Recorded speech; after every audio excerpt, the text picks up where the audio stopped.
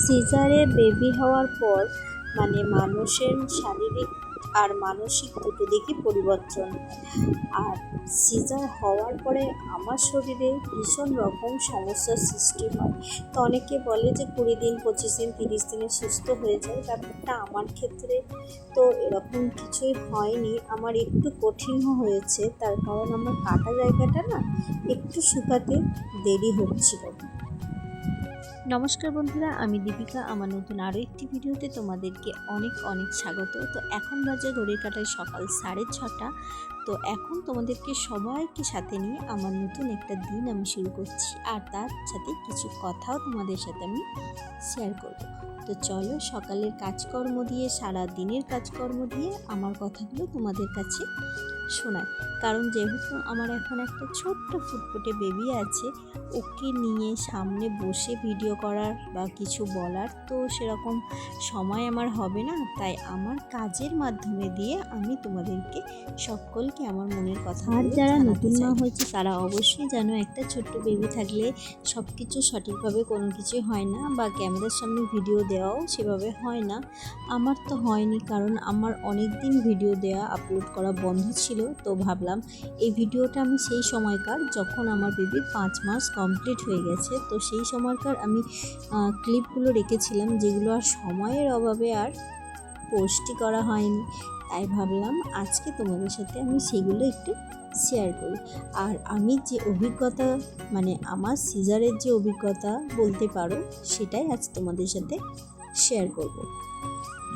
তো যারা নতুন মা হচ্ছ বা মা হয়ে, আসলে এখন তো নর্মালি বেবি খুবই কম হয়, কারণ আমি যখন আমি হসপিটালে অ্যাডমিট ছিলাম তখনই বুঝতে পেরেছি বেশিরভাগ পেশেন্টই সিজারেরই, আর খুবই কম বলতে পারো তো নর্মালের। আর এখন যাদের বেবি নিজেরাই আর কি, যাদের হচ্ছে বেবি নর্মালে হওয়ার পজিশান আছে, তারাও রিস্ক নিয়ে কেউ আর নর্মালে করাতে চাইছে না, তারাও অনেকে সিজার করিয়ে নিয়েছে। তো আমার যখন সিজার হয় তো বেবি ভালোভাবে হয়েছে, কিন্তু যখন আমার সেলাইটা কাটা হয় তখন আমি বুঝতে পারছি যে আমি কিন্তু যে 3 দিন পর যে হাঁটাচলা করতে হয়, আমি খুব নিয়ম মতো কাজগুলো করেছি, হাঁটাচলা করেছি, উঠেছি, বসেছি, কিন্তু যখন আমার সেলাইটা কাট হয় তখন আমি বুঝতে পারলাম যে সবার ওখানে তো বুঝতে পারছি যে সবাই ঠিকঠাক আছে, কিন্তু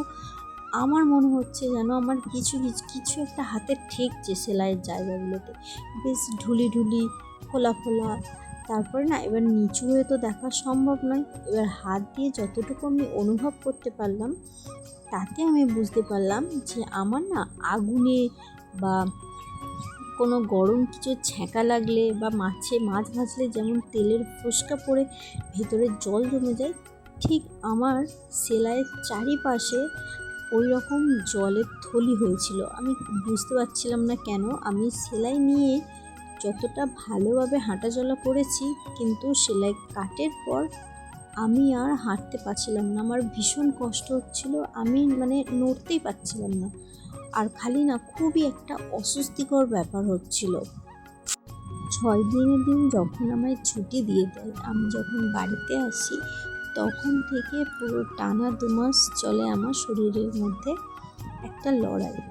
অনেকেই 20 দিন, 25 দিন, 1 মাসে সুস্থ হয়ে যায়, কিন্তু আমার সেলাইটা শুকিয়েছিল, ওই যে ফোসকাগুলো পড়েছিল তার জন্য একটু অসুবিধা হচ্ছিল, কিন্তু সেলাইটা শুকিয়ে গিয়েছিল। কিন্তু তাও জানি না কেন আমি 1 মাসের পরও নিচে ঠিকভাবে বুঝতে পারছিলাম না, আমার যেন একটা টান লাগছে, আমি নিচে বসতে পারছি না, ঠিক করে দাঁড়াতে পারছি।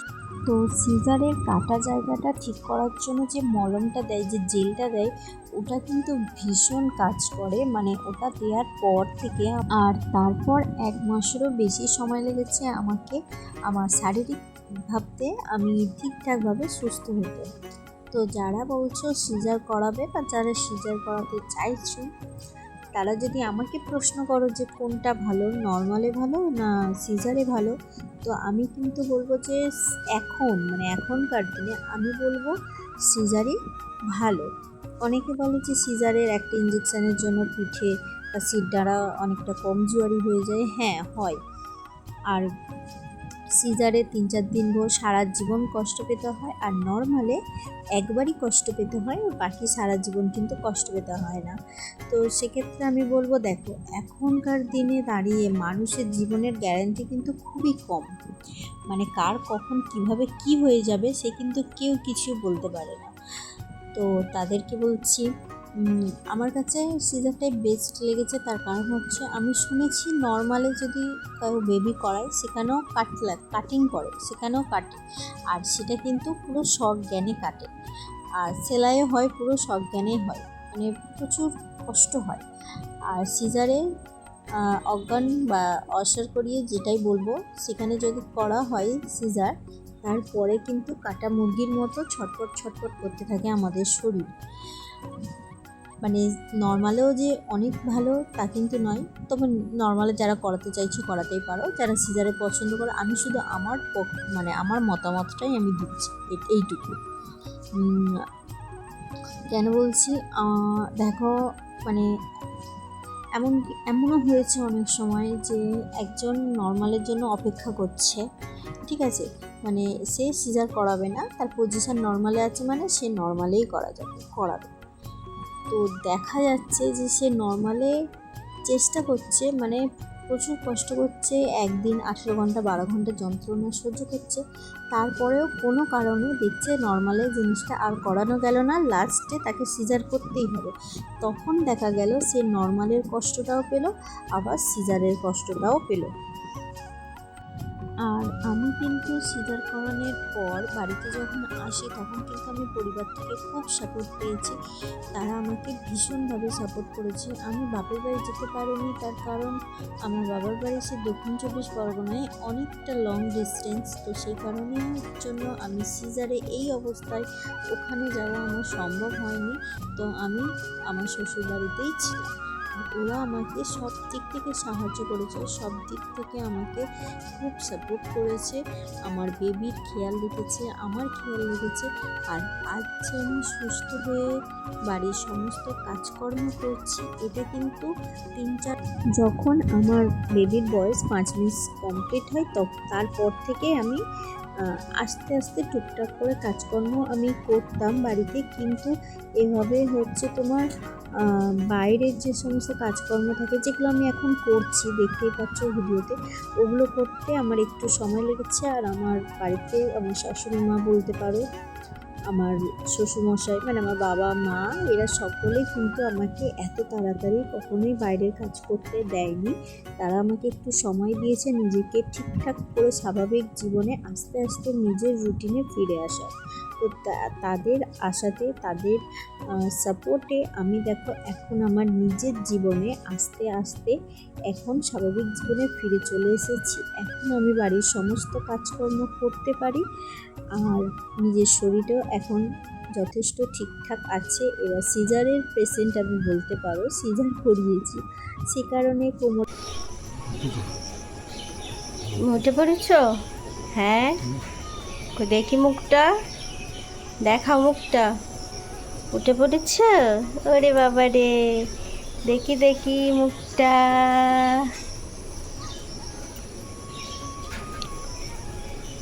এবার শরীর সব কিছু সুস্থ, মানে আবার এটা ভেবো না যে অল গুড না, মানে অতটাও ভালো নয়। কারণ যারা সিজারিয়ান তারা জানে যে এখন থেকেই কিন্তু কোমরের একটা সমস্যা এসে যায়, কারণ বেশিক্ষণ বসে থাকলে, বেশিক্ষণ বাচ্চাকে ফিডিং করালে তো কোমরে কিন্তু হালকা হালকা ব্যথা হয়। আর জানি না কেন আমার হচ্ছে এখন 5-6 মাসের পরেও আমার ওই কাটা জায়গায়, রাতে কাটা জায়গায় না, কিন্তু আমার তল পেটে ব্যথা করে।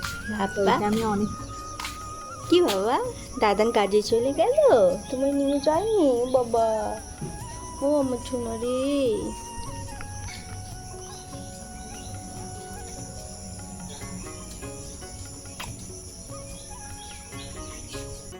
ঘর বারান্দা সব কিছু মুছে চলে এসছে যেকে খাওয়াতে, একে খাইয়ে তারপরে যে বিছানাটা তুলবো, বিছানা এখনও ফুটেনি। নাইটিটা খুব ভিজে গিয়েছিল, যে কারণে নাইটিটা একটু চেঞ্জ করে দিচ্ছি। সকালে বাসি নাইটি চেঞ্জ করেছি, তাও কাঁচাতে যাতে এটা ভিজে গেল, তাই জন্য এটা আবার চেঞ্জ করলাম। তো এখন ওকে খাইয়ে নিয়ে যে ঘরের অবস্থা, এগুলো সব পরিষ্কার করবো, গুছাবো। ওকে খাওয়ালাম, পটি করলো, টয়লেট করলো, জামা ভিজিয়ে ফেলেছে, আবার এই যে জামা পরিয়ে দিয়েছি। এখনও আমার প্রচুর কাজ রয়েছে, এখনও বিছানাপত্র কিছু তোলা হয়নি। তারপরে এই যে সব ভিজে ছিল না, বৃষ্টি হচ্ছিলো, তার কারণে জামা কাপড়ও রয়েছে, তো এগুলো কিছু এখনও গোছানো হয়নি, গোছাবো। তো ওকে একটু ওর আমার দিদি শ্বশুরের ওই ঘরে একটু ওকে দিয়ে আসি, ও খেলা করুক, আর আমি এই কাজগুলো সেরে নিই। বাইরের কাজকর্ম করে ঘরের কাজকর্ম কমপ্লিট। এখন বাবার বোতলটা ফুটিয়ে নিচ্ছি, আর এখন যাব মায়ের মন্দিরে পুজো দিতে। তো রেডি হয়ে বেরিয়ে পড়েছে, আর ওখানে প্রায় 2-2.5 ঘন্টা কি 3 ঘন্টা লেগে যাবে। তো দেখো বাড়ি এসে আমার সোনা পাপাটা ঘুমিয়ে পড়েছে, আর বাইরে হচ্ছে প্রচণ্ড বৃষ্টি। আর হ্যাঁ, ব্যথা জায়গাটার কথা বলতে মনে পড়লো যে রাতে আমি যে বেশি ব্যথাটা অনুভব করতে পারি, সেটার কারণ হচ্ছে অনেকেই বললো যে সারাদিনে তো কাজকর্ম হয়, চলাফেরা করি, আর রাতে যেহেতু আমরা রেস্ট নিই, তো সেই কারণে ব্যথাটা হচ্ছে। আর এটা আস্তে আস্তে ঠিক হয়ে যাবে। এখন হবে কিছু মাস, যেহেতু একটা কাটা জিনিস, 7টা পর্দা কাটা মুখের কথা নয়, আমাদের একটুখানি হাত কেটে গেলেই যে ব্যথা আমরা পাই। তো সব কিছু থেকে ভিডিওটা এখানেই শেষ করছি। তো যারা নতুন মা হচ্ছে তাদেরকে অনেক অনেক শুভকামনা রইল, তাদের নতুন সদস্যকে নিয়ে বাড়ি ফিরে এসো। আর এই দেখো আমার পাপা উঠে খেলা করছে। তো আজকে মতো টাটা।